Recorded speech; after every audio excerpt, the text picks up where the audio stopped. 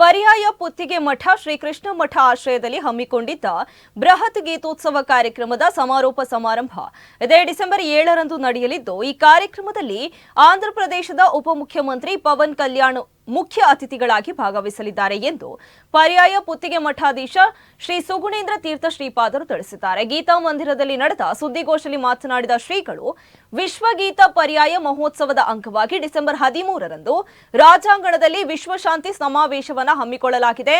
ಅಂದು ಬೆಳಗ್ಗೆ 10 ಗಂಟೆಗೆ ನಡೆಯುವ ಕಾರ್ಯಕ್ರಮದಲ್ಲಿ ವಿಶೇಷ ಅಭ್ಯಾಗತರಾಗಿ ಅಮೆರಿಕದ ವರ್ಲ್ಡ್ ರಿಲಿಜಿಯಸ್ ಫಾರ್ ಪೀಸ್ ಸಂಸ್ಥೆಯ ಪ್ರಧಾನ ಕಾರ್ಯದರ್ಶಿ doctor William F Windley, one world one family ಸಂಸ್ಥಾಪಕ ಸದ್ಗುರು ಶ್ರೀ ಮಧುಸೂದನ ಸಾಯಿ, ಆಂಧ್ರಪ್ರದೇಶದ ರಾಜ್ಯಪಾಲ ನ್ಯಾಯಮೂರ್ತಿ ಅಬ್ದುಲ್ ನಜೀರ್ ಸಹಿತ ಅನೇಕ ಗಣ್ಯರು ಭಾಗವಹಿಸಲಿದ್ದಾರೆ ಎಂದರು. 7ನೇ ತಾರೀಕಿಗೆ ಅದರ ಜೊತೆಗೆ ಅನೇಕ ಕಾರ್ಯಕ್ರಮಗಳು ಇದೆ. ಅವತ್ತು ನಮ್ಮ ಶ್ರೀ ಪುತ್ತಿಗೆ ವಿದ್ಯಾಪೀಠದ 38ನೇ ಘಟಿಕೋತ್ಸವ ನಡೀತಾ ಇದೆ. ಪಾಡಿಗಾರ್ ವಿದ್ಯಾಪೀಠದ ಪ್ರಥಮ ಘಟಿಕೋತ್ಸವ. ಈ ರೀತಿ ಬೆಳಗ್ಗಿನ ಕಾರ್ಯಕ್ರಮಗಳಿದ್ದರೆ ಸಾಯಂಕಾಲ ದೀಪೋತ್ಸವ ಇದೆ. ಅದೇ ರೀತಿ ಸಾಯಂಕಾಲ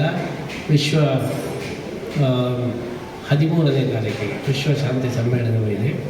ಮತ್ತು 7ನೇ ತಾರೀಕಿಗೆ ಸಮಾರೋಪ ಸಮಾರಂಭ ಇದೆ. ಪವನ್ ಕಲ್ಯಾಣ್ ಅವರು ಬರ್ತಾ ಇದ್ದಾರೆ, ಆಂಧ್ರ ಪ್ರದೇಶದ ಉಪಮುಖ್ಯಮಂತ್ರಿ. ಅದೇ ರೀತಿ ಸುಬ್ರಹ್ಮಣ್ಯ ಸ್ವಾಮಿಗಳು, ಹಾಗೆಯೇ ಮತ್ತೊಬ್ಬರು ಯಾರು